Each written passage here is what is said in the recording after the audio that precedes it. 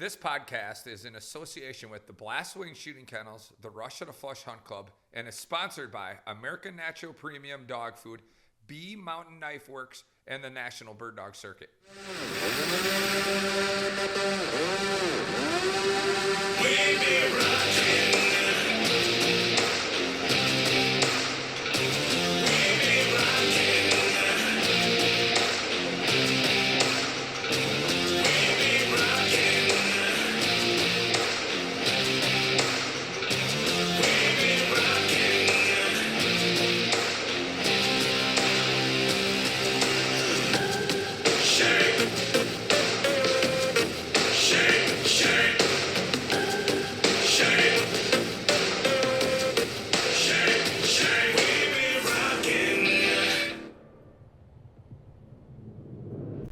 Well, welcome back to another episode of Wing Masters Truth Be Told podcast.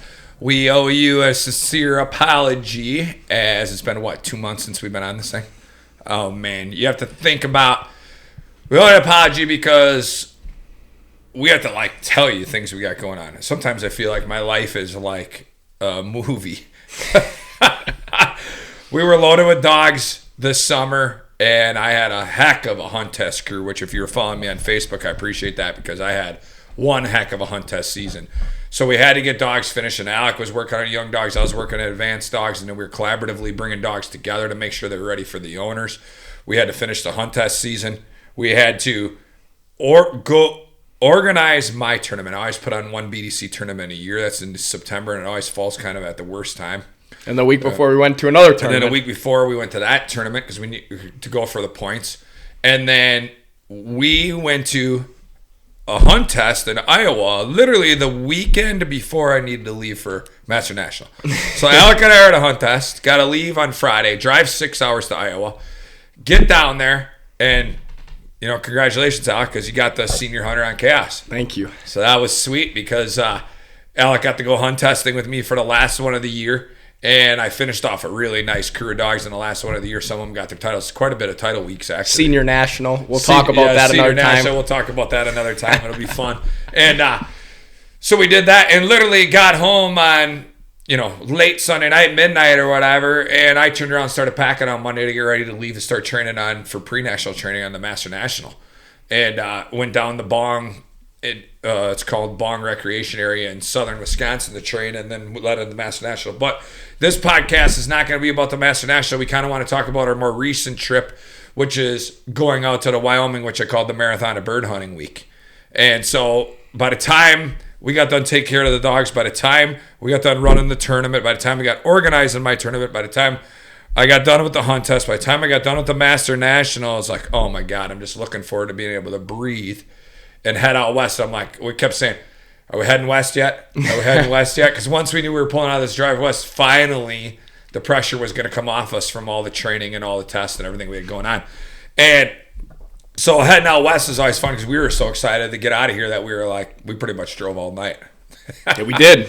And we did our annual stop in Sidney, Nebraska, the Cabela's. And then, of course, annually now we got to go do a little karaoke at T. Joe's Bar in Cheyenne, Wyoming. And had a good supper there. And then I had a good meeting with some good stuff that's coming from Wing Masters with a dog supply supplier that I'm looking forward to talking about in the future. But so that was fun. And then it's time to pre-train. So, the premise of this is the fact that talking about a week of bird dogging and what can happen. So I think with trips coming up, a lot of people are taking trips. Right now, our phones are blowing off the hook right now.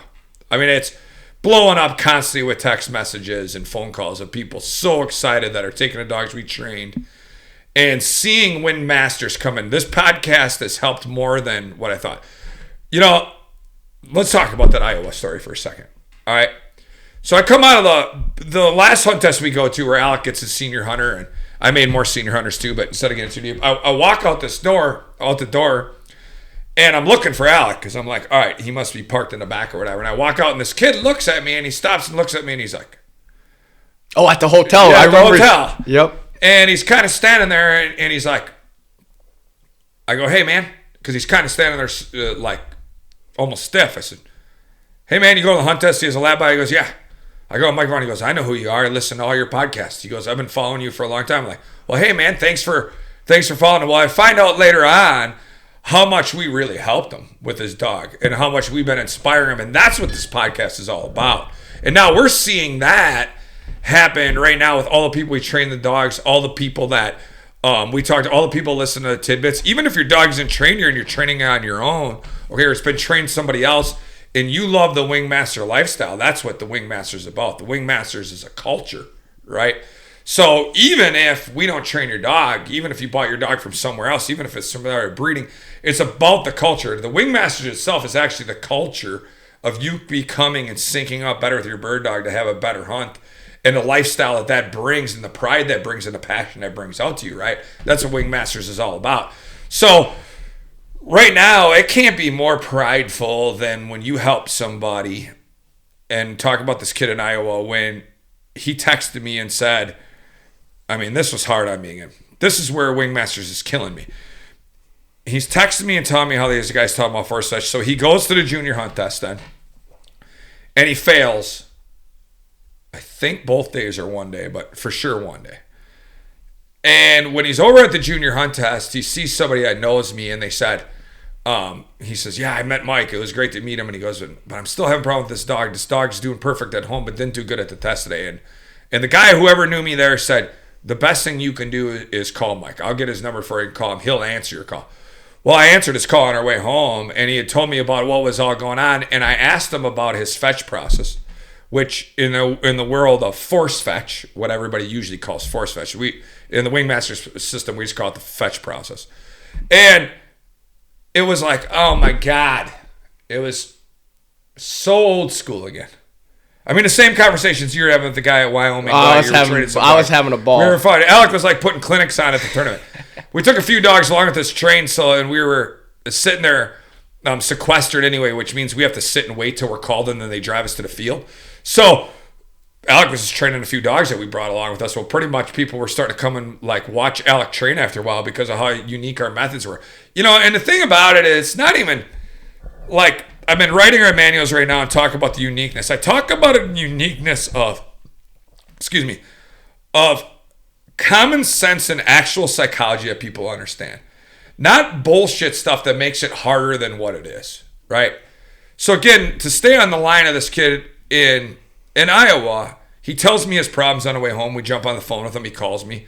And we're on our drive back, 6-hour drive back from Iowa, and I call him, and he tells me, and I walk him through the fetch process. What do I say? I tell you what, man, I'm going to give you a few of my rough cuts, and in return, I want you to give us a testimonial in the future, because right now everything is rough cut. Right now we're working on putting things together, and I want you to give me a testimony in the future. He said, no problem, Mike.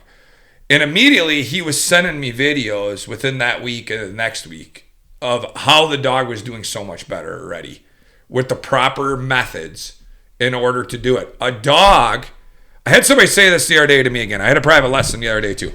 As long as I'm on this subject for a second with this kid, we'll just roll in this tangent for a minute. We're not really tangent, it's a good one. Okay? Tangent would mean I'm yelling at you or coaching you. This is I'm actually teaching you something. Okay? Who knows? Maybe a tangent will come out later. Okay. So, why did you shoot the starter pistol? I ain't getting yelled at. I ain't getting yelled at. God dang it, Alec. We got a gun condition. He's like, I ain't getting yelled at. You didn't raise your hand.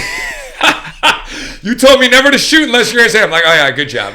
But shoot next time because this dog needs a goddamn shoot even if I don't raise my hand. Shoot even if I don't raise my hand because this dog's imperfect. Anyway, okay. So where was I? I was talking about, private lesson.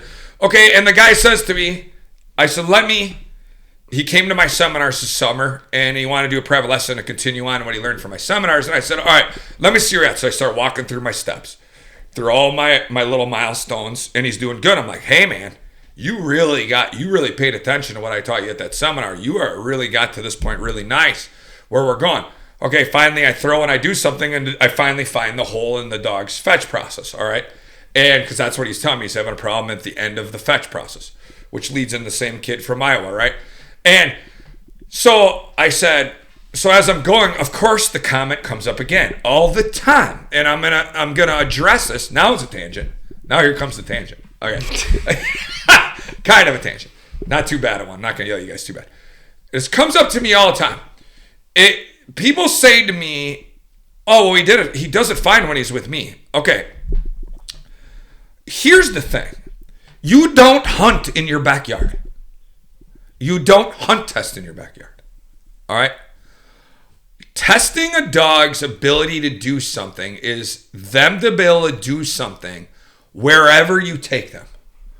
All right? So if I'm back here doing some training and my dog's bringing me to birds perfect each time, but then I go hunting in North Dakota and he won't bring me a bird. All right, we got a big problem there. That's a big problem. That means that dog is only doing what's asked of him in that environment. But guess what? When you hunt tons of different environments. When you hunt test, you're in tons of different environments. Different waters, different smells, different people, different climates, different weather, different terrain. Okay? It changes, right? So what? So a dog has to be trained properly to know that if I make a retrieve across the water, if I make a retrieve through a ditch, if I make the retrieve in thick cattails, if I make the retrieve out in a cut cornfield, if I make a retrieve in a standing cornfield, okay, if I make it in the cattails behind a pond, okay, whatever other you can imagine that a bird can fall, you grab that bird and you find me. That's it. That's the whole idea of the fetch process. Whenever that bird gets in your mouth and that dog picks that bird up, their mind goes, where's my owner now? I must return now. If they do not do that now, you don't have a proper fetch process. All right. So leading to what I'm on is that's what I'm diverging. But anyway, now, as soon as I took them and gave them the Wingmasters process and told them to go on, okay, now we're getting the pictures and now we're getting videos of people going, oh, thank you so much for helping me. All right. Coming back on this podcast right now after a 2-month layoff, there's like my brain right now is like to explode of how many things I want to say. But the three main things of training, okay, is everything wraps around your fetch process. If your fetch process is no good, okay, then everything else is no good, right? The other thing would be if you're in waterfall would be your steadiness, or if you're in upland, it's your range control, all right? So that's two different things there. If I'm upland hunting, I want them to be in control and range. If I'm waterfall hunting, I want you sitting next beside me and staying steady, right? Okay, and then your other thing would be your e-collar, right? Okay, is how does my dog respond to the e-collar? A pressure based on adrenaline. Okay, I can go out and train and have the dog on a 2. I can go hunting and have to turn the dog to a 4 or 5. Because now their adrenaline has went up on hunting and they're starting to let their genetic makeup become more important than the bird, right? So people say to me all the time, I had him on a 2 and he wasn't responding. I was out hunting, he kept running. Okay, did you turn it up? No, I didn't turn it up because he's used to a 2. Okay, well listen, he's now in the real world. When he enters the real world, he's not training no more. His genetics are telling him, oh yeah, we're on the hunt now, all right? So it's time to respond. And I think that's a side thing that you guys need to know. But what this was leading to is it's frustrating for me right now to not be able to film and get the stuff edited to the proper way to be able to help more people quicker. I wish I magically could make this go. But the thing about it is we'd be lying to you. We can't magically make Wingmasters happen right now because then I wouldn't be showing you the process. I'd be doing what every other video does. And what does every other video show you? It doesn't show you when a dog does something wrong. And it doesn't show you the process. It just shows you the dog already doing it and you're automatically supposed to get there, right? So for me right now, I'm frustrated on a little bit of that side. But I'm super happy on the people that have their dogs trained here in-house that are all just whacking and stacking right now, just sending us videos. And then people who have called me off this podcast that I've been able to help them over the phone or come and give private lessons to me right now. Very, very prideful. Wingmasters has now, and then I'm going to get off of this, but has really, really streamlined my training thoughts that mend into hunting and competition, hunt testing, anything like that. Performance, because performance is you being in a field on a hunt or performance being in a hunt test, right? Okay, or performance being in a tournament. They're all different. All right.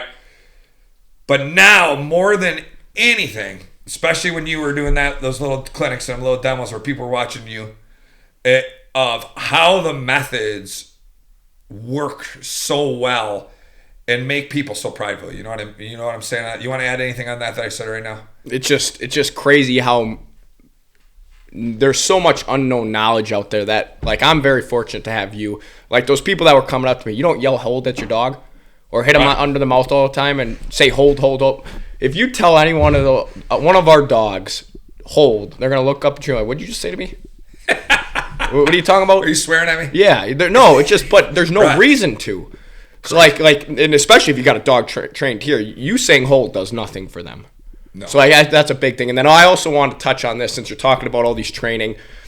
For people who train their own dogs got their dogs trained in-house by us, things still go wrong in the field. Especially, like, I want to touch on this, is breakfast on the line. I was hunting chaos with Cowboy and Finn, and we bet breakfast. Whatever dog's going to break. If a dog's going to break, they got to buy breakfast. Okay, I hunted chaos the past week.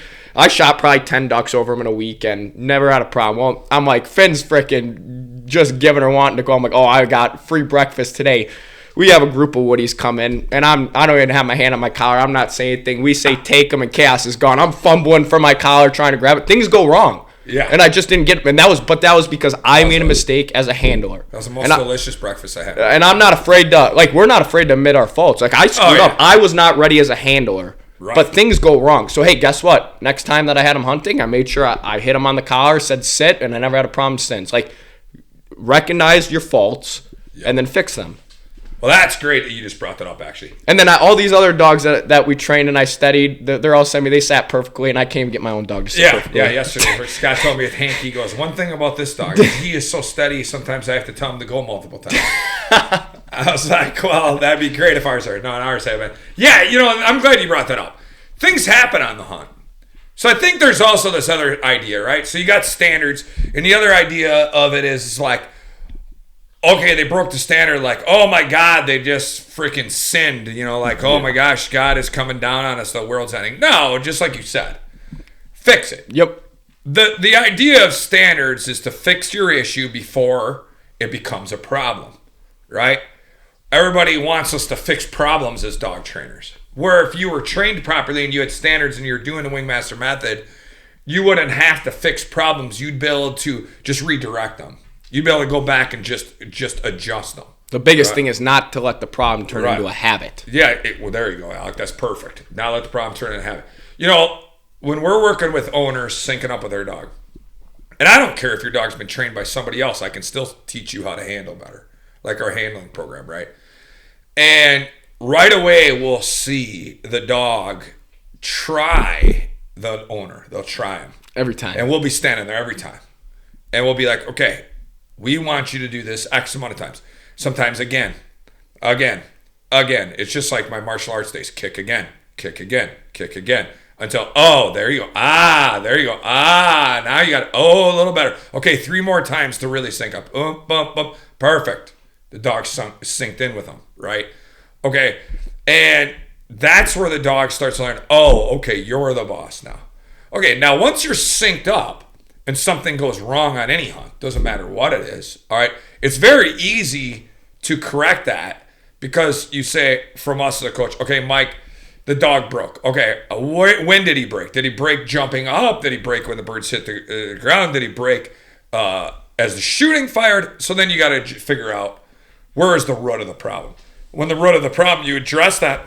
Once you address that, and you have the standards in training, they pick up really quickly on, sorry, boss, I shouldn't have done that. Because in reality, the dog doesn't want to fail at you. Okay?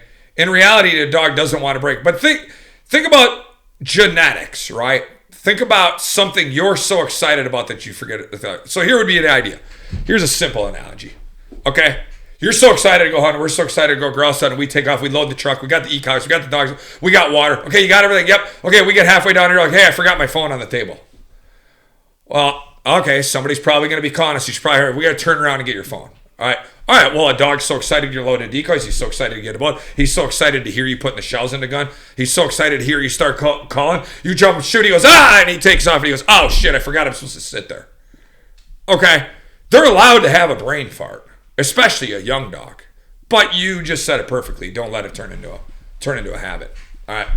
I think that starts this podcast off great. I think it was time for us to get back down and talk about a little bit of things that we're seeing already. Got so crazy. It got so crazy. And the dogs always come first. That's the thing. And so we haven't had a chance to sit down and have conversation with you guys to talk about things that happen in the real world of hunting right now.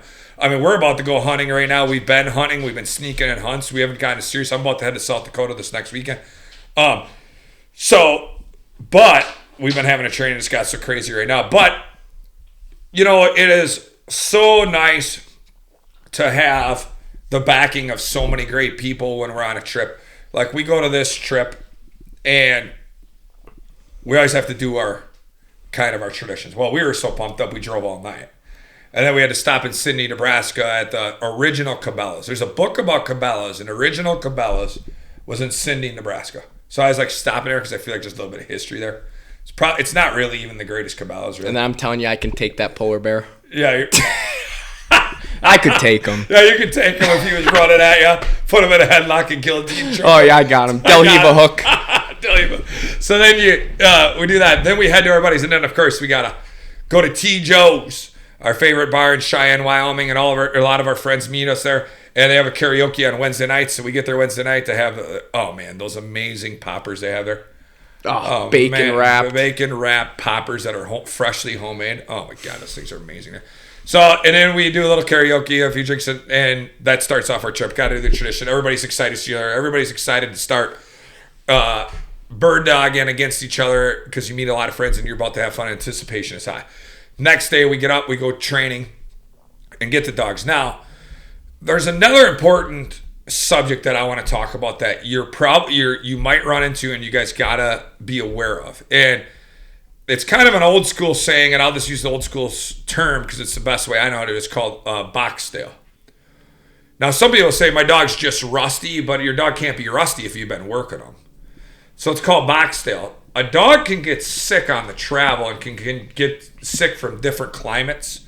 And the main thing that I'll constantly address is they can get sick from different water. If you got well water and your dog, and you put chlorine in their water, you want to see a dog immediately start getting sick. It's when they're not used to chlorine, they're used to the well water. Our dogs are used to well water, so when I get out somewhere, I try to make sure to never allow them to have chlorine in their water. And you start having different climates. So we ran the dogs on Friday training, and we're like, man, these dogs are just a little box tail. They're not coming out running as hard as what they usually would. And then the Crow Creek Challenge starts the next day. The Crow Creek Challenge was always 3 species, 3 days, combine those 3 times, see who's the best winner. And that was quail, chukar, and pheasant. This year, he decided to take the pheasant out and put chukar back in place so the birds would stay in the field better because pheasants have a tendency to run more, which isn't fair when you're going out paying their big entry fee and then all of a sudden your birds ain't even in the field. So, and it's a neat tournament because it's 3 days of pressure of if you can make 3 runs happen, right? And so we start the day, I had Whisper, and now you can enter a dog in twice. So I entered Whisper twice, and she's my oldest dog. I entered Cowboy once, and I had entered Patriot once. And then you had entered... Chaos twice, just Chaos. Just Chaos twice at that one, right? Okay. Now, day 1... we go out and run. I have a rock and run with Whisper on her first one. I have a rock and run with Whisper on her second one. I have a rock and run with Patriot. And I have a pretty decent one that when I look back was a good one with Cowboy on my first day. So first day was like great. But we started noticing the dogs weren't eating. And so it's like, okay, now what? Now we got some meds along. We're trying different things. We're calling the vets a little bit. Some of the dogs started eating. Well, you had noticed that. Well, Chaos was just like we talk about box tail, but like I've had him on a lot of trips, and I've never seen him come out box tail like that. And I'm thinking, I told you and Tim, I'm like, and Avery's mom, she's like, yeah, I noticed that too with Avery, is they came out really stale, and I'm like, this ain't the dog, and I'm like all pumped up. I'm like, I entered him twice, he's my dog right now. I'm like, I can win with this dog in this big money tournament, and we switched him to a higher protein food, and some dogs were doing great on it, and some dogs weren't doing the best on it. Well, he would barely eat. He didn't eat for 2 days. So I go out in 2 runs, and I'm like flabbergasted. I only found 2 birds. He wouldn't quarter more than 5 yards in front of me. He just quartered, and just like half-heartedly quartered. Like he ran, and like he couldn't smell. Like he looked like he was in pain. I mean, and then that turned into Pat too. Yeah. It was just like brutal. I come back and I'm like, this ain't the dog I know. Yeah. It was just brutal. It was brutal because then Patriot runs, and then Patriot had some type of cyst like 2 weeks before our tournament. I contemplated not taking him out. We had it drained, and they said, we hope that if that was a seed, it got drained out. And Patriot's been really, really hard on me. I haven't marketed Patriot the way I'd love to market him right now. Patriot is no kinship to Journey or Cowboy. And I want him to breed Journey and Cowboy females that have them both in the same pedigree, right? Journey and Cowboy in the same pedigree.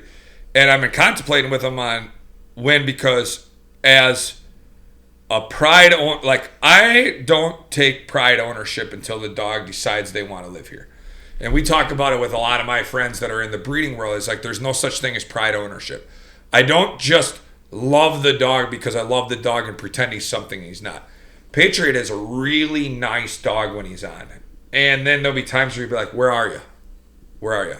But the problem I've been having with it is we found out through his health that I've been up and down with health, so I can't tell, is it lack of motivation? I can't tell, are you sick? I can't tell if genetically you're weak-minded. So there's so many things with him that sucked because, like, one day I'll be like, oh my God, that's my dog. I can't wait to start pumping with him up more. I can't wait to breed him to my females. Next day I'll be like, I don't know if I want him to be able to breed one of my females. And so Patriot goes out and rips a run. I'm like, oh my God, I'm so happy I brought him. We're going to be able to do this. He should have won this last year, but I missed a bird, so here we are. And then there he goes. Then all of a sudden, he ain't eating like chaos. And so you got a water change. You got a food change. Like, we were going to try to up him the higher protein, which probably would have been a mistake of ours. Excuse me. And now all of a sudden, we got dogs that ain't eating. And then we put them on pills to start giving medications. Well, we call my buddy Ernest V. Hill, who is a great friend, and I was staying at his place for it. And we said, who's your vet? Well, this vet, what a freaking sweet place that is to talk about. We load up Patriot because by this time we figured out with Chaos we were starting to get him better, and he was starting. It was just food and water. Food and water. So we were just getting him already taken out. But Patriot, we were like, we better check him because he hasn't eaten in 2 days. And we tried three different foods. Three different types of food, and he wouldn't touch it. We even laid a piece of meat in front of him. Turkey, and he would not eat the turkey. Now that's telling you something wrong. So that got me really, really nervous. So we go to Paul Fordstrom's place, Cactus Vet in Pine Bluffs, Wyoming. Shout out to Paul. This place is rocking. Here we're thinking we're going to pull into some city vet. No, we're way in the middle of nowhere in Wyoming, pull back, and he's got a vet office right on his ranch. Oh, man, was this cool. And we get in and sit down, and he says, come right in here, boys. Starts talking to us like you said. Probably the most relieving and relaxing vet. And there's another vet I want to give a shout out to here right now, and then I'll talk about him later now, is Dr. Sandal in Madison, Wisconsin, Jesse Sandal. But Paul and Jesse, but Paul was much like Jesse, because Jesse does this for me too, is just talk to you and show you the numbers in a reasonable way to make you relax. And they'll talk to you and tell you the truth. And just like this podcast, truth be told, there's nothing better than hearing the truth, even if the truth is bad, so you can start accepting what's wrong. Right? And fortunately, we ran all the numbers on Patriot, and he's like, there ain't nothing wrong with him. He says, what I think's bothering him is the meds you had him on previously are now have messed up his system, so I'd take him off the previous meds for that cyst. And when we took him off, then he started becoming the dog he is now, and now I'm excited to go hunt with him today, because boy, was he freaking tearing it up in the gross woods the other day. But you got to give a shout out to them vets, because here we are, sick. We don't know. We're in the middle of Wyoming. He gives me Paul's name. Call up Paul like 4 or 5 o'clock their time. Hey, this situation I said, anyway, I can bring him in tonight or tomorrow, but we got a tournament, so we got to be there most of the day. He says, come on right now tonight. I said, okay, I got to go drop off trailer dogs, and I can be there in about an hour. Yeah, no problem. Yeah, 6:45 we're there. 6:45 at night we're there.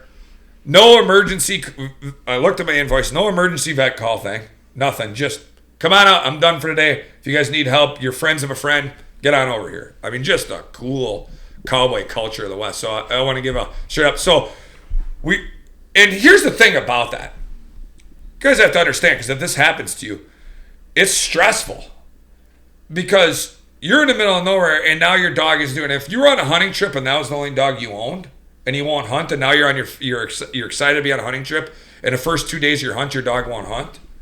Okay, this is also why I also talk to people times about owning multiple dogs. You're always best to own 2 dogs. Just crap happens. Their pad gets poked, they get cut by a fence, they get sick, they overheat because it's too hot and they're not conditioned. It's always good to have 2 dogs anyway. I'm a proponent. If you're gonna be a serious hunter, you should have 2 dogs anyhow.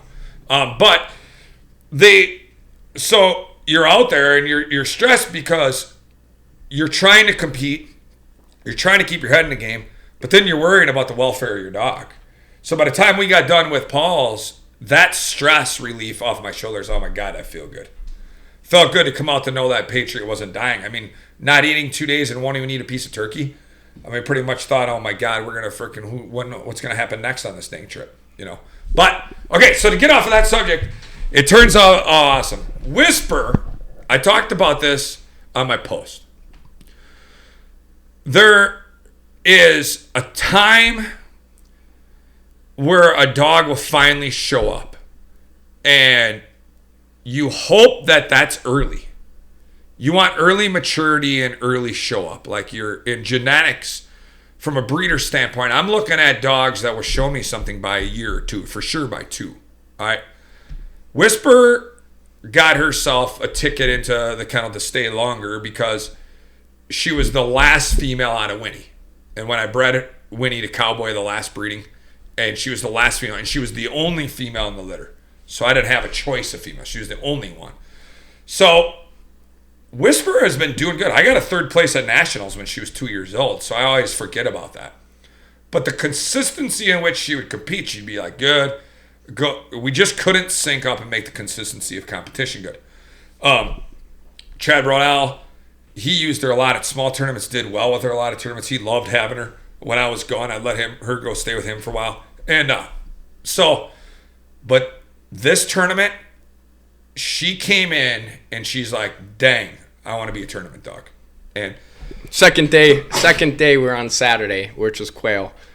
Mike comes back, he said, grab my phone. Here's my phone. Get a video of this. I just smoked one with her. If anybody touches that, frickin' game on. That's what he did. Got a video of him. This bitch is on fire. Yes. And she was. I mean, nobody was putting up times like that yet. No, nobody was putting up times. And it was day 2. See, day 1, you get all these times and you figure out where you're sitting, right? Okay, I'm sitting good at day 1. Day 2 is the real deal. Because at the end of the day 2 is going to show you who's leading going into day 3. At the end of day 2, 1st place, Whisper. 2nd place, Whisper. Okay? So, I mean, at this point now, I'm in the pole position. And my faster combination was 1:15 ahead of the 3rd place dog, which just happened to be my best friend, Tim Samuelson Storm. So I'm looking at the top 5 guys and how we're going to go, and how if I just go run a good, decent run, I'm almost a minute and a half ahead.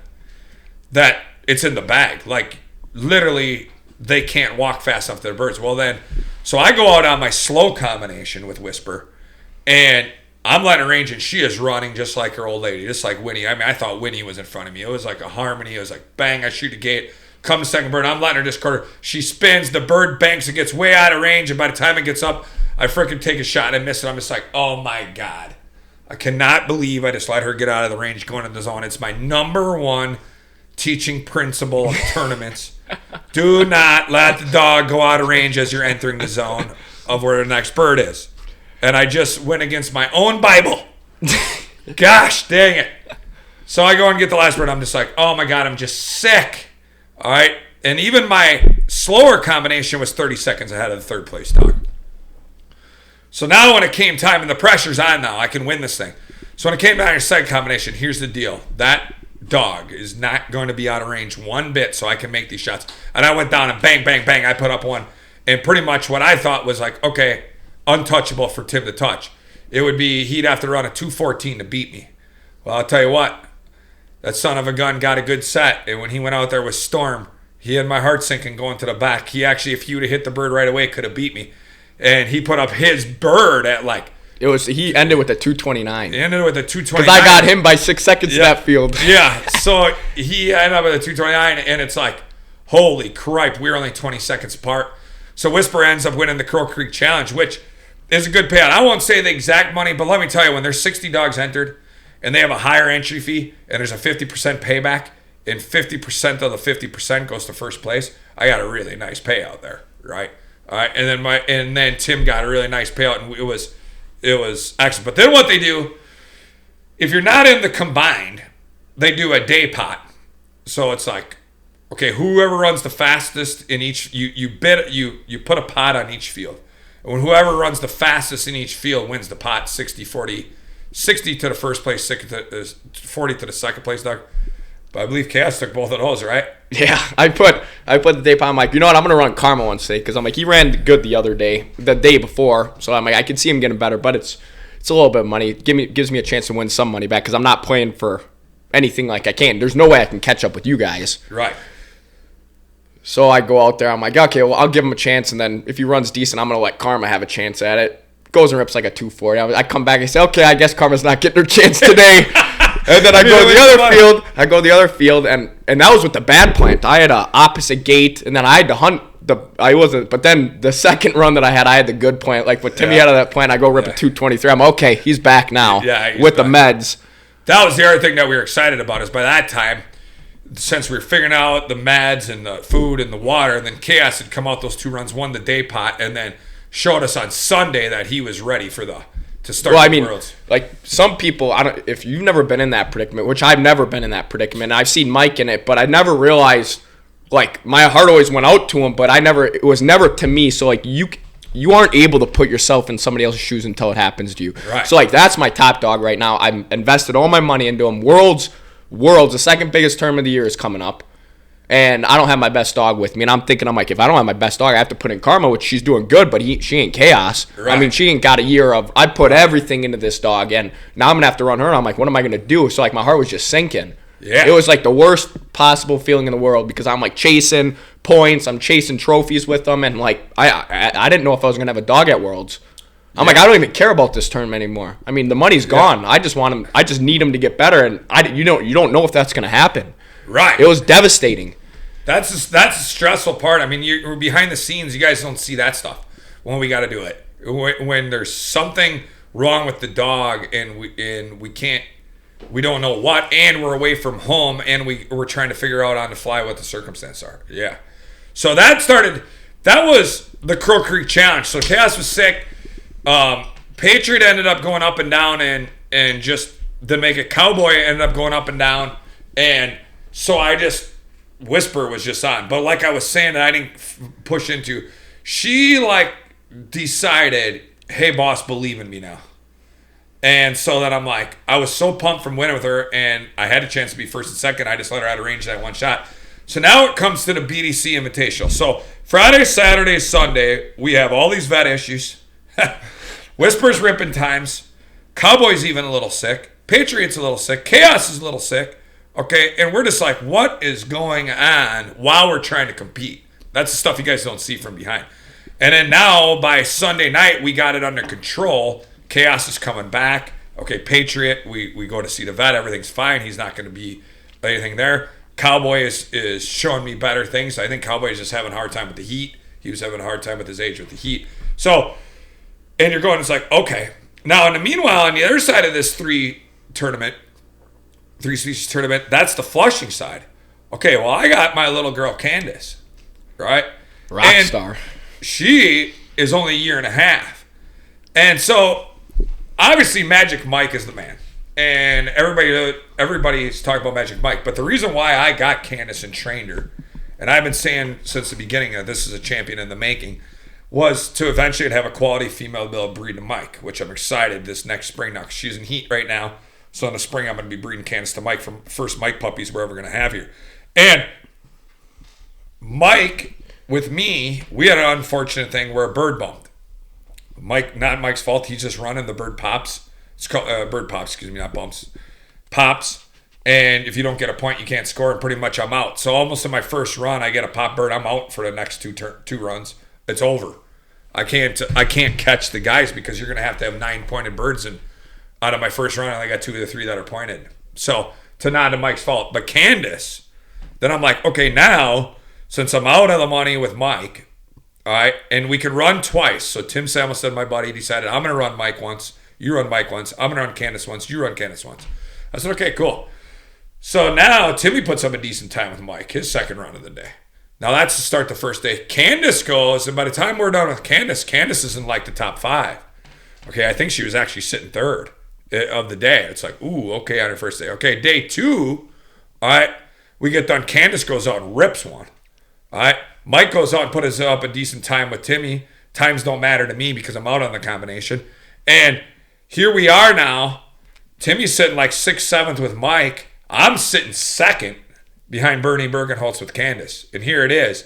And I'm only 17 seconds behind him going into day 3. Now, these wins of something we haven't described to you can be based on the plant. All right. And you mentioned it, but we didn't explain it to him. Based on a plant would mean there's a plant that when you get a plant card, that's easier to navigate the field, that makes your steps faster through a field. And there's a plant that makes it longer to go through the field. And that's just what you call in tournament hunting at these 3-bird plants. You call it the luck of the draw. Okay.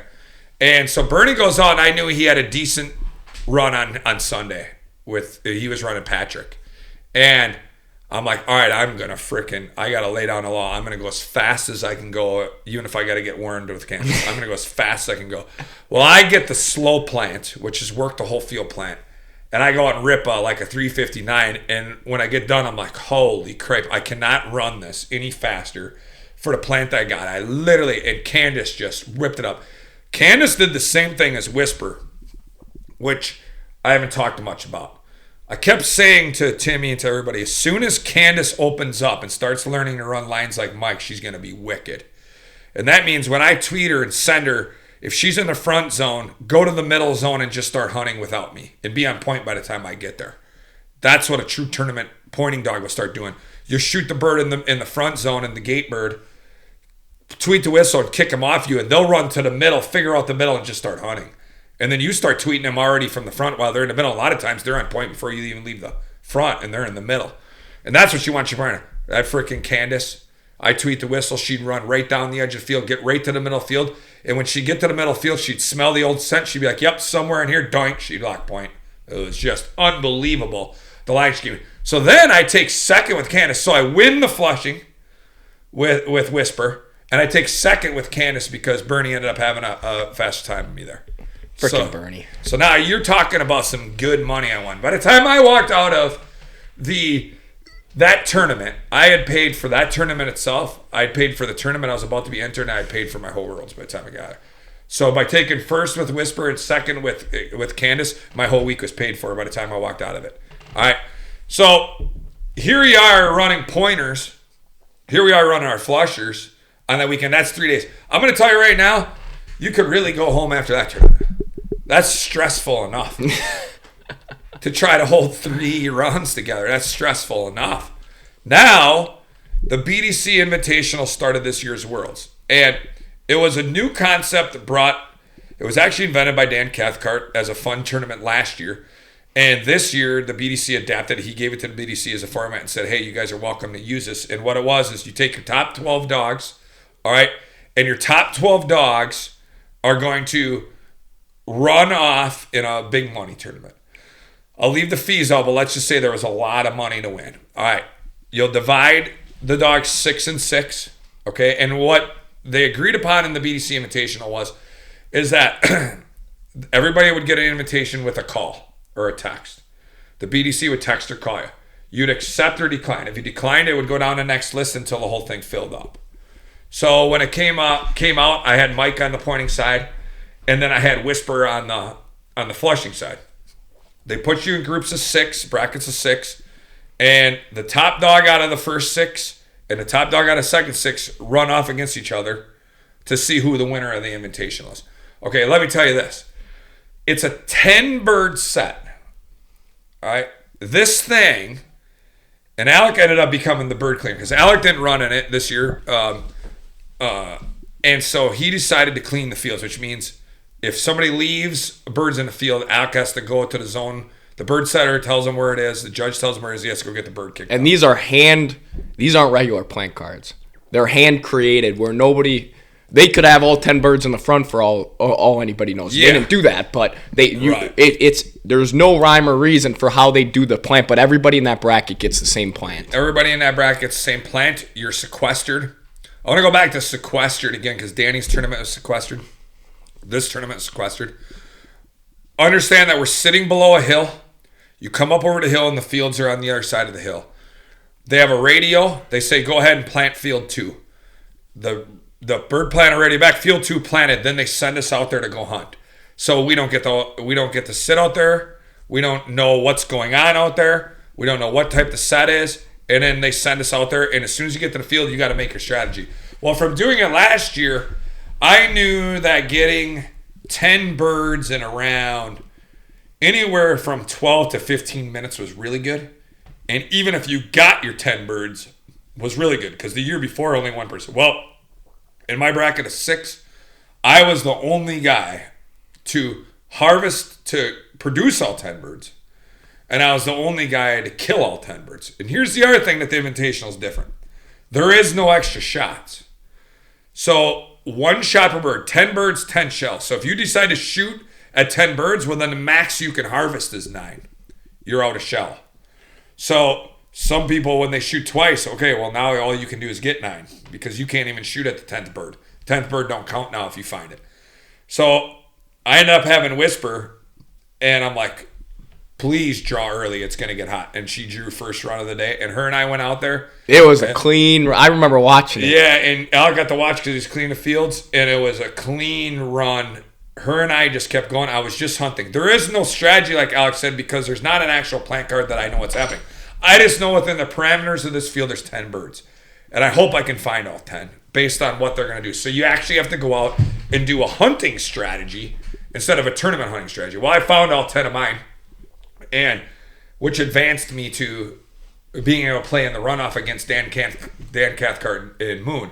Now, I ran in the morning. Dan ran about noon. About 2 or 3 o'clock, they kick us off. Okay, 3 o'clock. What do you think? It was 80? Oh, yeah. It was. I know. I think it was like 84. I think when I looked, it was 84 or 85. It was like 84 or 85 degrees, right? And we got to go and find 10 birds in a 20-minute time limit. All right. So I end up, they flip a coin, and I draw first. Dan says, Mike goes first. Okay. I go first. Well, I go out there, and I just made some mistakes, and I end up only harvesting 5 birds. I killed all 5 birds, but with the heat and the way I played the field and the strategy I had and the idea I had in my head, we only put 5 birds in the bag. And I was like, oh, man, there's no way it's going to make it. So then Dan Cathcart had Moon. He goes out. And he's harvesting, and he's going, and I'm like, and he's having a hard time. He's doing the same strategy I was doing. He's having a hard time. And then he finally harvested a 6th bird, and they stopped him and said, hey, you already won. No need to bring your dog out. You already beat Mike. So I ended up taking second at. Now, let me tell you, that was 60-40 payout. Second place in that won me money for the rest of the week that I was just smiling. I was like, oh, my God, is this rocking? You know. And I want to talk about this quick because I thought about this and I talked to you about it after. Him going second, he actually had a big advantage that you might not think of because, like, where Mike goes first, you're trying to find all 10 birds. Right. You're trying to find all 10 birds. So you're playing the field how you should. Well, gamemanship, I know I'm putting you on the clock right when you leave. And when you're gone for 45 minutes, I know that you had to clean a lot of birds out. Like, right. So you found 5. So, like, he played it really interesting because he didn't play it no rhyme and reason. He just started walking through the field and hoping to hit birds. Yeah. Because then your dog wouldn't get tired out. Right. So, like, the quicker you can, and, like, this is a big thing because out there the scenting is just absolutely crazy. So how he played it was he just swept the front and then he immediately went to the middle and then started hunting the back because the quicker you can find each bird before your dog stops smelling in the heat, because it happens quick. Yep. I mean, when you're at 15 minutes, your dog ain't smelling that good. Right. And he just happened to, like, just walk, no rhyme or reason. He hit those birds. Right. As quick, because he was like, okay, I know he didn't find all 10, so if I can just find some birds quick. Right. So, like, that was a big advantage not to have to go to first. Right. And there's no taking away from him finding it. But that's a gamemanship play of, like, I know you've done, I know I've done, is gamemanship. Yeah, and Danny, he knew I didn't find them all, and he went out there and just played a perfect strategy, and he ended up winning. Find as many birds quick as possible. And the BDC was talking about changing. Okay, let's do 2 5-bird runs combined. Let's not do 10 birds. It's too hard on the dogs. By the time I was done, and this is my second year doing it, I'm like, no. I love it because it's the only tournament of their kind where you actually have to go hunt. I went tournament hunting instead of hunting, which was a big mistake. I should have just went hunting. Yep. Had I just went hunting, I walked Whisper around 4 birds that I should have had where I just started playing like a tournament hunter. And when I played like a tournament hunter, I should have just hunted. And I would never want to see that go away of the 10 birds. So that's the number 2. It was invitational. Mike on the other side, I didn't get him through. So he didn't get through his bracket. I can't really remember. Oh, again, one of his birds had popped again. So just Mike and I are just having bad luck throughout the week. And then, and I was excited to run him too, but it just didn't work out. Where the year prior, I got Mike in and I ended up winning some money with Mike that year too. So now, after the invitational, all right, the stress level now, I've played tournaments for 4 days. I've been in the winning with Whisper for all 4 days, right? And now, I actually just got to start the Worlds. I'm damn near tired thinking about this right now. I'm damn near tired of us even just talking about it right now. And so your mental fortitude, you hear me talk about mental management a lot. I study it all the time. I rehearse things all the time. I kind of have my own mental management system that I use.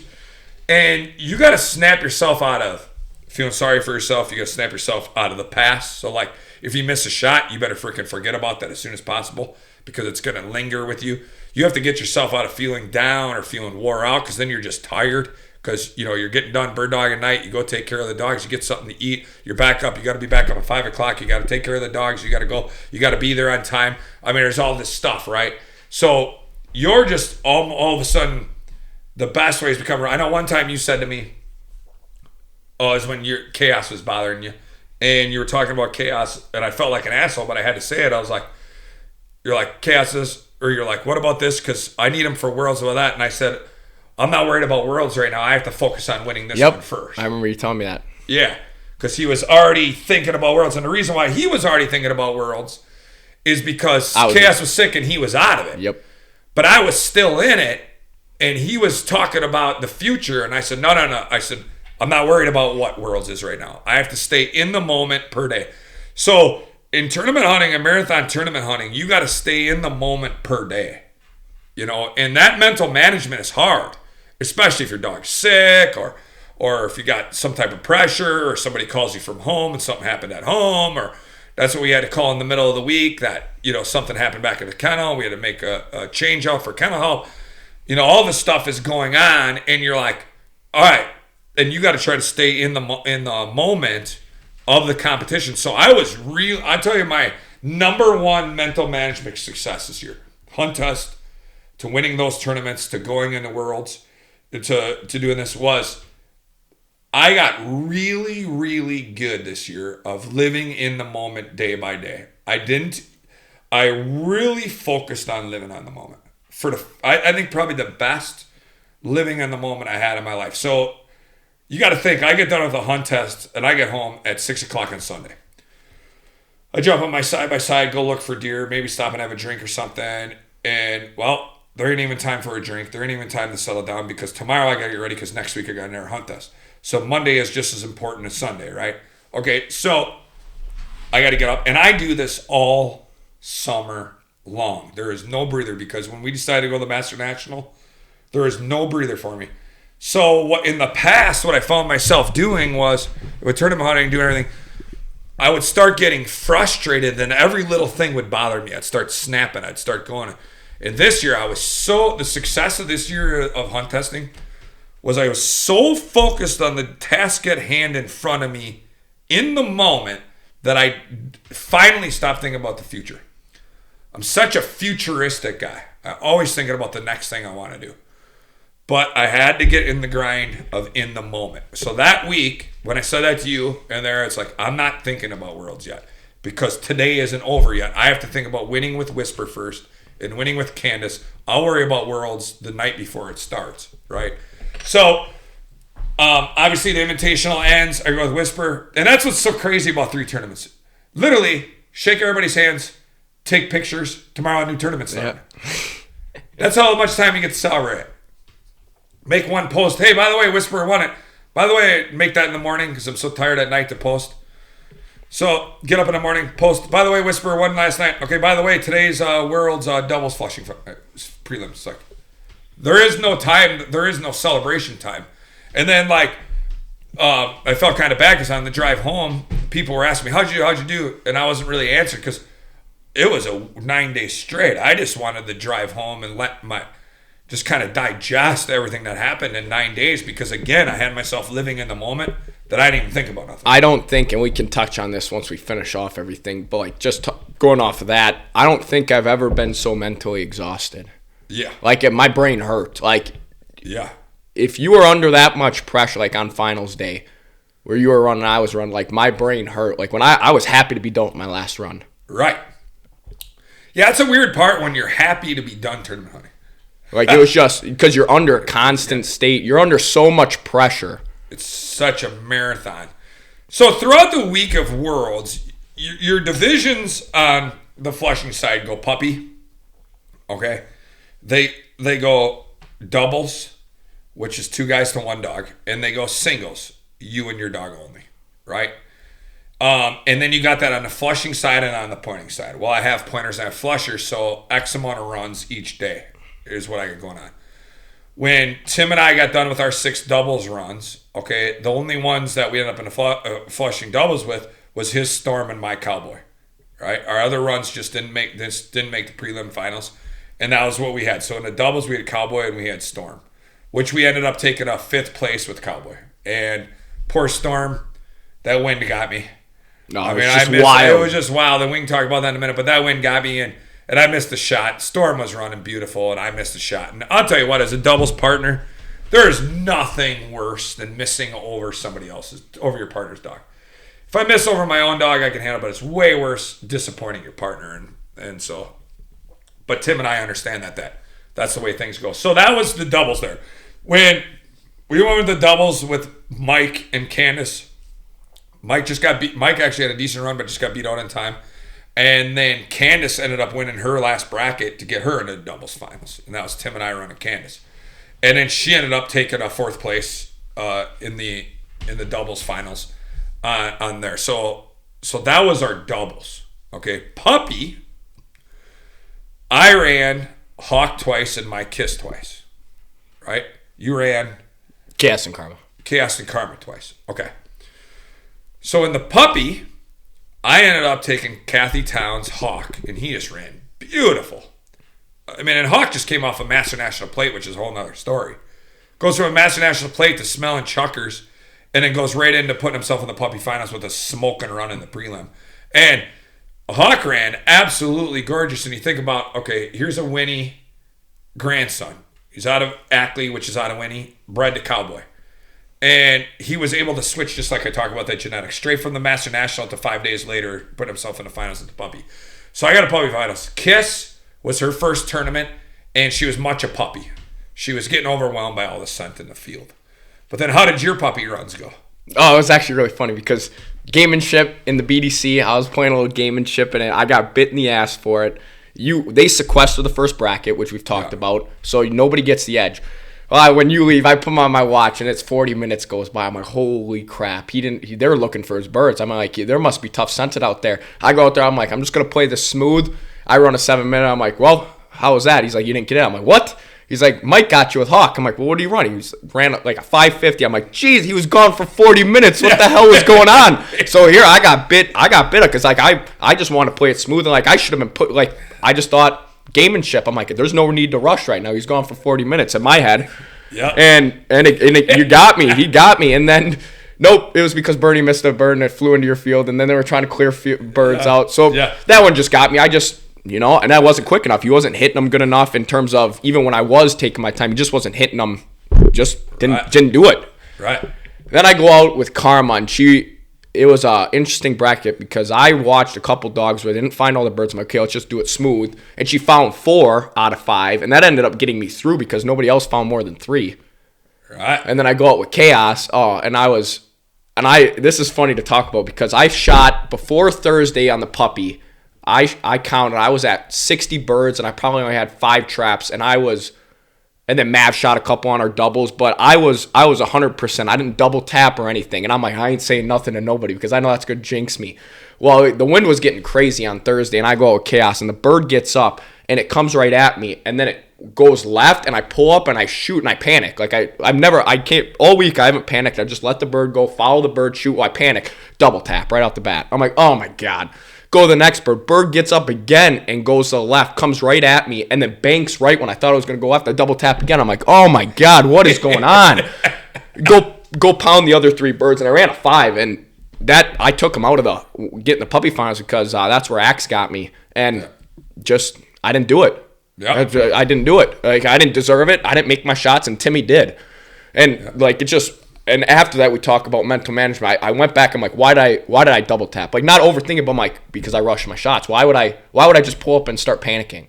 I haven't done that all week, and I've been hitting all my birds. But I just got so pumped up because I'm like, well, I already got beat out once. I'm like, let's go do it because this is my guy right now. Right.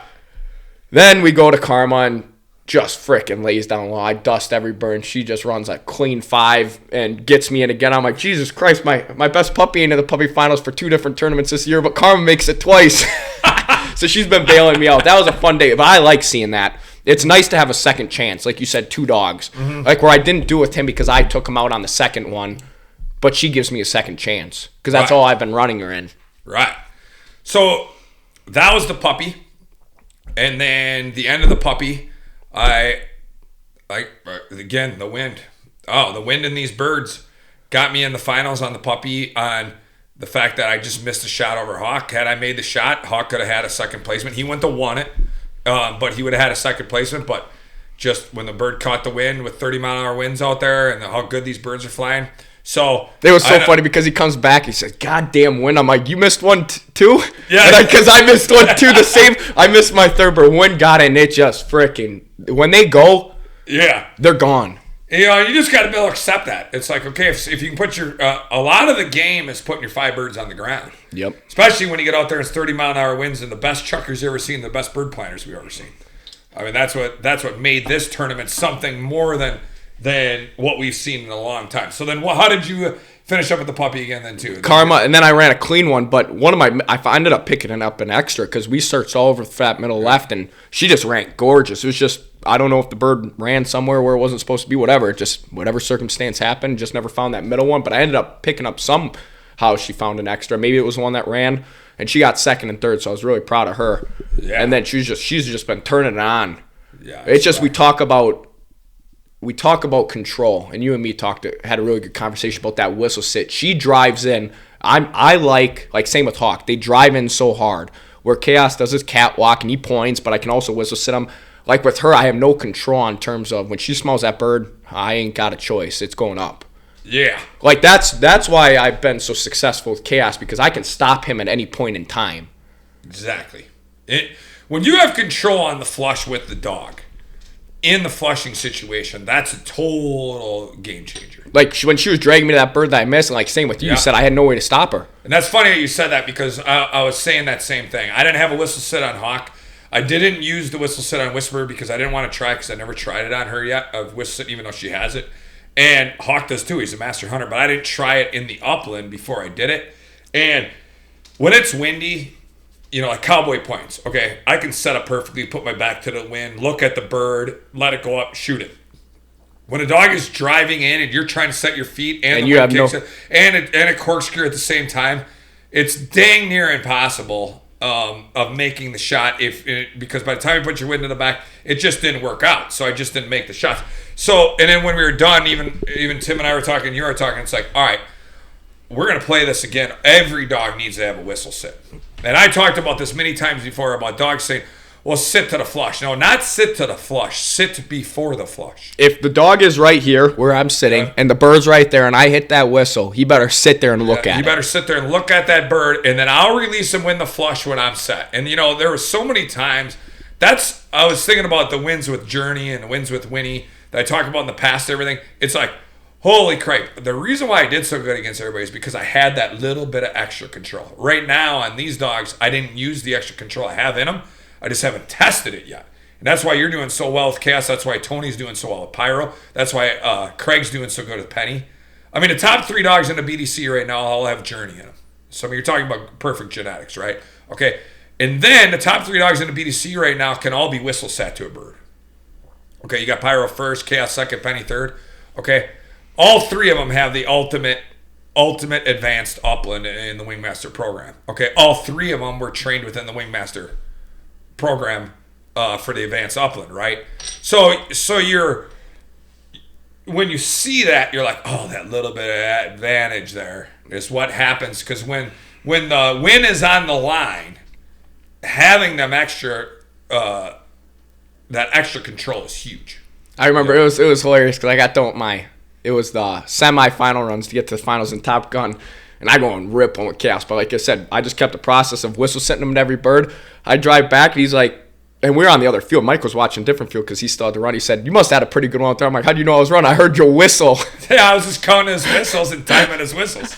I'm like, I'd hear it, tweet, boom, tweet. Oh, that was funny. I was like, all right, well, I know that Alec's having a good one because he's blowing a whistle about every 45 seconds. So everything's going perfectly. Yeah, because you can hear out every field, and I know our whistles because we're the only ones that use whistles. So by the time that was the puppy, then you had gotten second and third. Okay, I had gotten fourth with Karma, and Tim Samuelson won with Axe, which Axe is also out of Journey. So you got Axe wins it. He's directly out of Journey. You get Karma, it takes second and third, right? Yep. Okay. Well, she's a Journey granddaughter. All right. So you got Hawk that takes fourth. Okay. Well, that's Winnie and Cowboy. So I mean, and then you go back up. Karma's out of Cowboy. Yep. All right. So you got Cowboy, Winnie, and Journey that are all in the top of the puppy as well. So it's fun to talk about that when you're taking a genetics. When you look at the Wingmasters training and the Wingmasters genetics and how fun it is to see it rock. All right. Now you got singles. And you can run 4 times in. So, and you can double up a dog at World. So I had doubled up Whisper, okay, and I had doubled up Cowboy, or I did Cowboy and Patriot, or and this new girl Jewel. All right, we'll start with Jewel. I miss a bird, like I said, because you got to think I'm going out with a dog I never ran a tournament before with. And just started upland. No range control. No, I just bought her. She's the dog I was talking about, Jewel from Louisiana. If you've been following me about my girl Jewel, she's been passing hunt tests all summer, and she just started. Patriot was still kind of sick, and I didn't know whether he was going to do well in heat, so I was like, I'll throw Jewel in. Well, I went out there, and we're doing decent, actually. And we actually only had to put 5 birds in a bag, so it really wasn't that big of a deal. I missed one. Jewel goes running about 250 yards. Just trying to get speed demon. Just speed demon. And then when I try calling her back, okay, she doesn't see me. She looks out at the gallery. Well, Alec's in the gallery, and he's trained her. So I am running from the back of the field, trying to cut her off to get her back in the field. And I'm screaming, well, it's 30-mile-an-hour winds. It's doing nothing but pushing my voice. I didn't hear him until he was in the front zone. The gallery couldn't hear me. The people who were up front couldn't even hear me because the wind was pushing my voice back. She runs right by me, runs right to Alec. I'm hitting her on the collar to come to me. She finds Alec, then curls up Alec. Then Alec's pushing her away, and he's like, God dang it, Mike, stop hitting the button. She's trying to bite my ass. So then, and I'm trying to tell her, get back in the field, but she don't even know where I am. I was like, all right, let's put it this way. By the time she ran that bird out, call her back by she ran, but the time was up. So I had a 2-bird run, and they had to go clean the field because me and Jewel didn't have our best turning hunting debut. So that's Jewel. I go with Cowboy in the prelims. He just runs an old classic Cowboy. Point. I smoke every bird. Boom, he's going to the semis. I go out with Whisper. She runs a classic Whisper. Boom, boom, boom. I'm going to the semis. It's like, oh, dude, this is what I'm talking about. And then one of the other ones with Whisper, I just handled her wrong, and she missed the bird. I had to come back for it, and I got knocked out. Okay, no problem. All right. My first one, I go and rip one. That ended up for day points, which was what I was going for. And I'm like, you know what? I'm going for day points right now. And I go to my second one. I'm rip. I got 4 birds. With Chaos or? Yeah. Okay. Yeah, just 2 with Chaos. And that's then right. the other field. Karma on the top man. I'm freaking just ripping one. I got one 4th bird at 3:30, and I'm like, oh, I know exactly. I go right to it, freaking whistle set him, take him, puts the bird up. I pull my gun up, and it goes click. Oh, that's right. And then I quick. So here's the other circumstance. I quick open up my gun, close it, and shoot because even though it was no way I'm gonna touch it, at least I have to act on the bird to get the flush. Right. So then this is where actually I see it go down, and I actually end up handling him. I run, so he runs to the spot, but then he came up short because it flew away. Well, I actually got him out at 150 yards, and I put him right where the bird was, and I was practically running a blind, just directing him. And they said that the bird ended up circling around and running down the trail, which I didn't see. I thought it was still in that spot. And I'm just distraught. I'm like, oh my God, I probably just got knocked out because my gun didn't go off. Well, it's because I changed the barrel when it was still open, and then it didn't reset the pins. Right. So I'm just freaking, And then I come back and I watch it. Nobody else there's only one person that got 5 birds. Yeah. The rest of them all found 4. I'm like, but if I wouldn't have acted on that bird, I could have been knocked out. Could have been knocked out. Even though I had the quickest 4th bird time, you don't know that at the time. I had the quickest 4th bird time, but you have to act on the bird, and that's what I did. But it worked out. I got lucky. It was just a circumstance where I got lucky. And then that got you through with chaos with both of them in the semifinals, right? Yeah, both of them went. Okay, and then how about your semifinals rounds? Both of them I ripped one. Yep, that was the one where you heard me whistle sitting there. And then the other one was a good one too. Yeah. Actually, and then that one, my second one was a good one too. Just smooth. So when the semifinals were done for me, Cowboy didn't make it through, and I walked around a bird with whispers. So I didn't get nothing into the finals of it. You had gotten 2 in. Tim Samuelson, my buddy, had a great showing. He got 4. He had 4 dogs that he entered and got all 4 of them into the finals. Is that the first time that he ever did that? Or I think it's the first time that he's ever done that. I think he's had 3 out of 4 and done well, but never has he gotten 4 dogs from the prelims to the semis to the finals and continued on there. So then you had ended up with what placements then off of that? I got, in Top Gun, I got a 2nd and a 3rd with them. Yeah, which is rocking. That's how I knew you got a 2nd, 3rd. That is rocking because points-wise, you don't get points for the second run. But to enter twice, get through the prelims twice, get through the semis twice, and then take 2nd and 3rd, 2 top placements, I mean, that's great. I mean, that was freaking rocking performance. And it was you remember running right away in the day. That first run, I said I ran a 5. It was a good run, but it could have been, I didn't hit I was letting them range because I'm like, it's time. I got 2 runs. I'm going to let one just let them rip, and the other one I'm going to play safe because I'm like, I'm going for the win right now.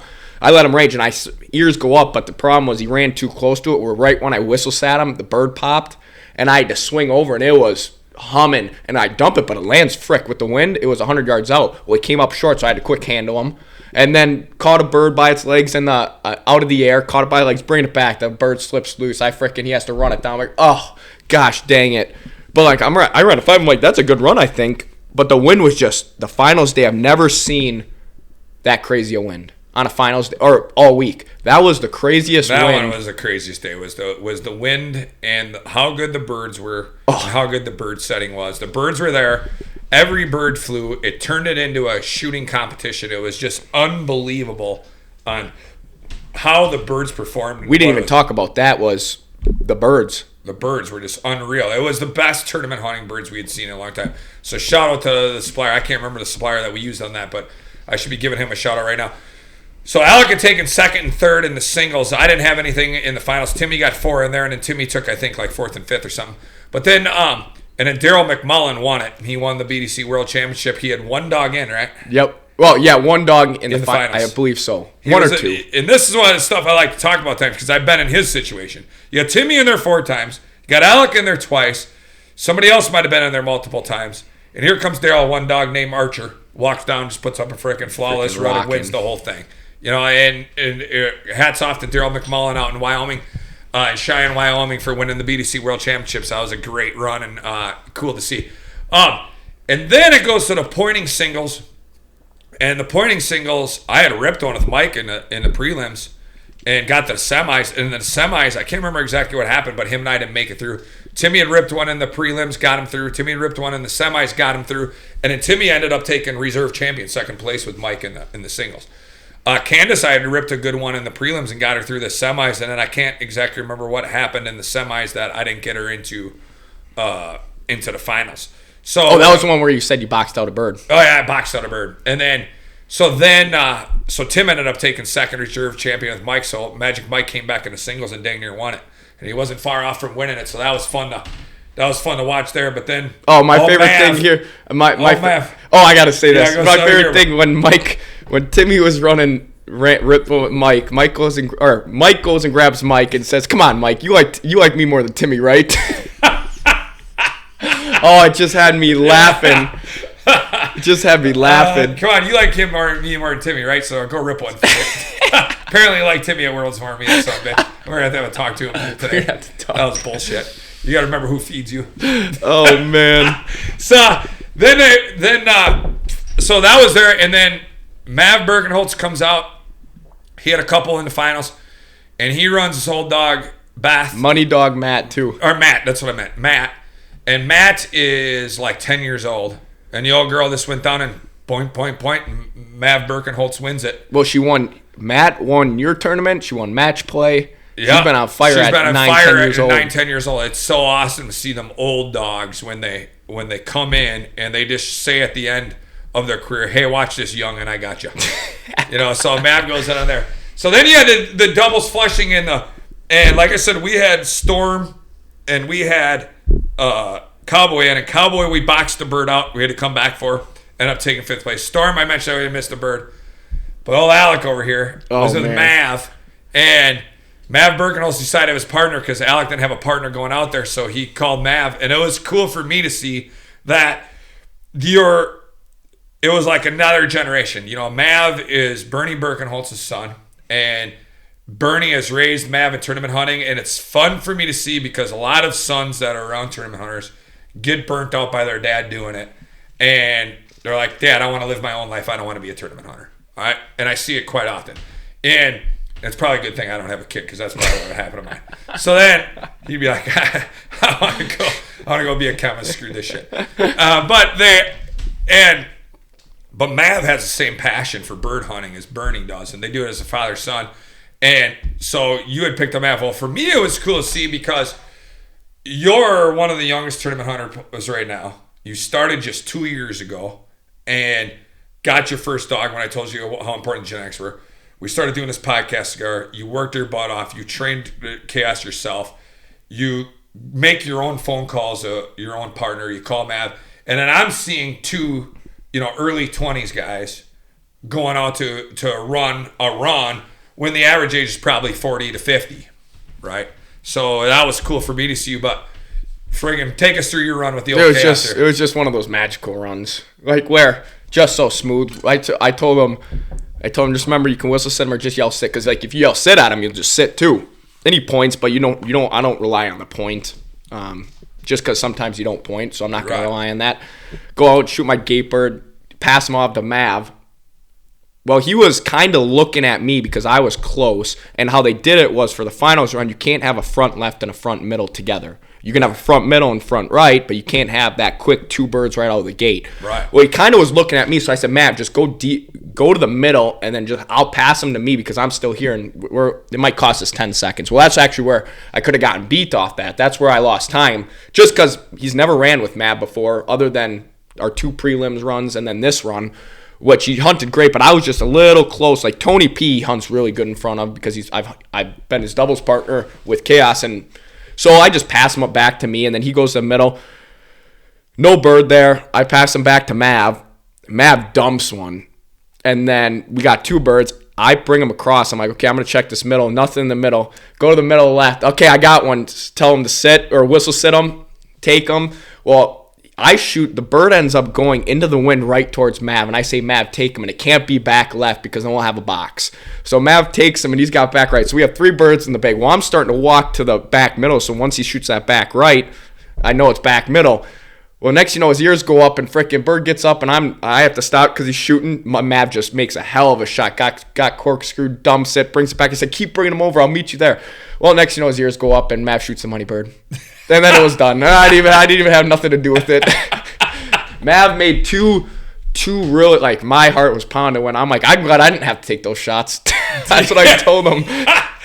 So I will be the one to congratulate you. So thank you, Mav, for being my doubles partner. Yeah, Mav, that was great choice and partner. And congratulations, Alec, because you were the BDC doubles world champion with Chaos. That was rocking. So the first thing he says to me, freaking guy, hey, guess what? I'm adding more resumes to my bio of our podcast. It's no longer a one-time national champ. Now it's a national and world champ. First thing he says to me, hey, I'm adding more stuff to that bio for our week. Yeah, I got more prefixes for us.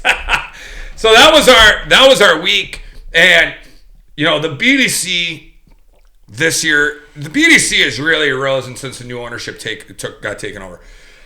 And been a lot of changes because the BDC has this advisory board. And the advisory board, everything goes through this advisory board because all the members talk to their advisory board members in their area. And then they bring it to the BDC ownership and as the BDC as a whole. So the owners really don't even get involved in it much. And what happens then is we keep making these better things. So these new plant card system, 5 birds of random set, but there's still a skill to doing it. Okay. And then shout out to the best bird setters that I've seen in a long time. The 2 kids, Brady and Braxton, they planted for 9 days straight birds for us. Okay. Chuck and Quinn, and I know I'm missing a bird setter in here, ain't I? Or that only yeah, Chuck and Quinn, and then Brady and Braxton. Brady and Braxton. We had 4 bird setters throughout the whole week. Oh, and Ryan. And Ryan, yep. And Ryan Gavinston from Kansas. And just phenomenal bird planting to the point of the birds were phenomenal from the supplier. The planting was phenomenal for the quality of birds, and then the planting. To where this time it made it shooting. So like you could go out and run, and the BDC don't penalize you for trapping a bird. So you go out and run, and let's say you trap 2 and you have to shoot 3. Okay, well that's a pretty good advantage because your dog goes in and is a trapper. I'm going to tell you what, there was barely any traps. Maybe for what I seen across the board on just less than 10 traps that I seen. And all the runs I was watching. This whole tournament, I think Chaos had 5 traps out of 100. Yeah. And usually it's 3 out of 5. Right. Or more. Right. In the past 4 tournaments we went to, he was doing 2 or 3 out of 5. Yeah. Every single run. And that's a huge advantage because you figure now when you go to your percentages of you having to shoot that many more birds. You don't have much likely to make a bad shot. You don't have much so that just shows you how much more consistent you have to see sitters go in there. The staff, the bird organization, the judges are phenomenal, making good. We have a chief marshal. The BDC has a chief marshal, okay? And his name is Mike Mulvaney. Everything goes to Mike Mulvaney, and he keeps you going to their fields. He does a run orders. He answers all the rules. He gets a rules committee. And the BDC is so well organized that it's like, holy crap. He handles all that. The bird setters handle all that. The bird guys bring the birds. It just ran so smooth. It was just so smooth. And probably one of the smoothest that we've been. And now, see, in the past, if you were the first run of the day, the second run got to watch your run, and the rest of the bracket got to watch you. Well, you were the only person that didn't get to watch. Okay? And you say to yourself, all right, well, what does that mean? Well, if you were the 4th guy, you got to watch the first guy run, the second guy run, and the third guy run before you got to get in the blind. The first run of the day didn't get to see anything about what's going on in the field. So what the BDC has done recently is they have sequestered the first bracket. So that first run of the day guy is seeing the same thing. Sequestered meaning nobody goes to that field until you're called to go to that field. So nobody gets to see and nobody gets any knowledge of the field. After that, you can start watching, which is nice so that you're not sitting sequestered. Best thing ever. But it's the best thing ever because it gives that first run of the day now a super advantage. So I mean, it was such a good tournament. It was such good travel. We got back. We literally drove all night, having a hard time not pulling into South Dakota for a pheasant hunt. Opening weekend of pheasant hunt. We had to get back here because we had a hunt booked for the hunt club and I had to guide it.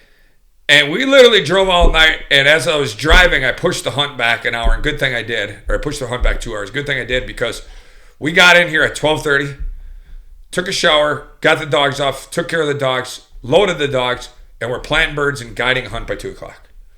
And we had just drove all night. We had switched off driving all night. And we were going, so it was, you come back, you go, so that's the thing about it.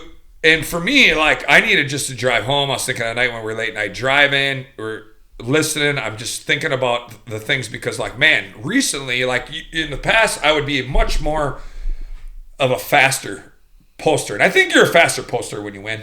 Of course, you're like, oh, I want to tell everybody at once you're a faster poster when you win.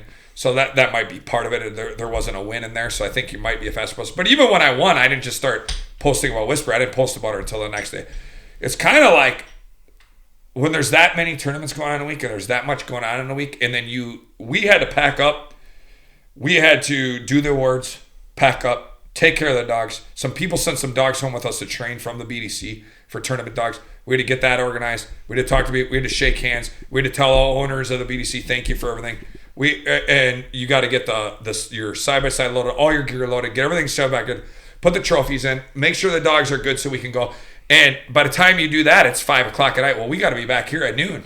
So we had no choice but to put the pedal to the metal and come back. By the time you get back, you're exhausted. By the time you get home, you feel like a Twilight Zone because it's 15 hours later, and you feel like the world was like 2 weeks ago already. And you just got home from it. Like, we talk about, like, I've never been so tired throughout this week. It's just because, like, we're still recuperating. Right. Like, after that weekend, it was just so wild. Well, it's pretty crazy because now we're in a little bit of slower time of dog training. And we're cleaning things up around here, and we're fixing things that we left go because we needed to wait till our slow time. And me and you were talking about it, and because you're finally coming down of nonstop, I mean, literally, since March, I have not been able to breathe. To where, like, the other day, it's just like... We're done training by 12 o'clock? Yeah, we're done training by 12 o'clock, but it's like, well, this sucks because I need a 3-hour nap. Yep. It's like you just stayed in that mode, and now that your brain said, hey, you don't have to be in that mode anymore, you realize how you were just fighting off the tiredness. So it's actually like we've been recuperating, catching up on doing it. And then on top of it, we got to throw in a 3 a.m. duck hunt, which is stupid because then we burn up our day, turn up any energy we got. And then Let's burn it up on some ducks and geese. Burn it up on some ducks and geese. But so it's now finally on the downtime. Now what happens that's going here now is grouse hunting. We got the dogs loaded right now. We got the Navy SEALs and the Air Force loaded right now. Navy SEALs are labs. The Air Force are our pointers, Mike and Canis, loaded to go do some grouse hunting this afternoon and just enjoy the Northwoods. Then I go to the Ringneck Festival next week and do some hunting prior to it. And then then after that, I come back and I got 3 weeks before the opening of the gun deer season. Oh, boy. Of Wisconsin. My absolute favorite time of the year. Do not mess with my Friday before gun deer. And do not mess with my gun season culture. Okay? I'm a deer camp cultured freak. I am about the Wisconsin deer camp. And the thing about it is I've done the Wisconsin deer camp even by myself. Even when people weren't hunting with me, I made my own culture. Now I have people around me, yourself, and my dad and my brother. We got our own land, and people come from out of town. So we got a true deer camp culture under Tony and Bob Peterson with their place hunting down here next to us. So it's so much fun. So that's what we got going on. This has been, I'm tired just getting through this podcast again. Ready for a nap? Well, you're ready for a nap because you think about all this stuff. We just walked you through 9 days in like an hour and a half or whatever it's been, and it feels like we're leaving so much out even. Oh, yeah. You can't describe every single run to you guys. The bottom line of this podcast is to give you guys an experience and talk about the culture of Wingmasters. We are, like I say 1,000 times over, the Wingmaster, the tournament hunting is the rodeo of the bird dogging lifestyle, just like the ranching of the rodeos of the ranching lifestyle. We go out there and we live it. We're not afraid. We put our money up, we put the dogs up, and we play against the best people in the country. It also makes us become some of the best bird dogs in the country. So I want to end on this. This is a subject that you mentioned to me earlier. Let's end on this, and we'll leave you something back to hunting a little bit since we talked about our bird trip. Dogs being good tournament hunters, dogs being good wild bird hunters, dogs being good hunt club hunters, and you'd be like, "Oh, Mike, come on, that's the same thing." A good dog's a good dog. Nope.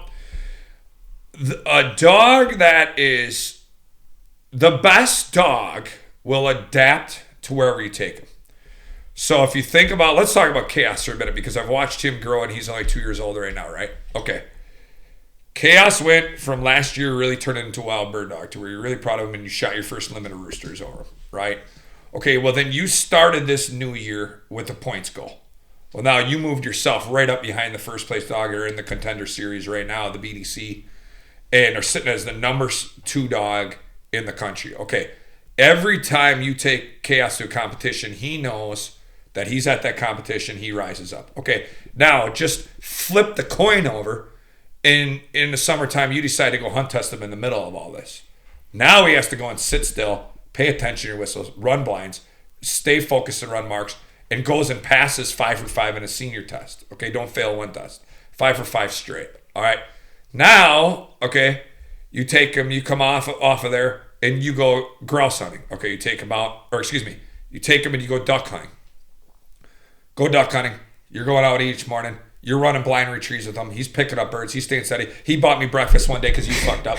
I mean, life's good, right? Okay. Life don't get much better than Life that. don't get much better when free breakfast is on the horizon because Alec doesn't know how to use his remote. But that's all good.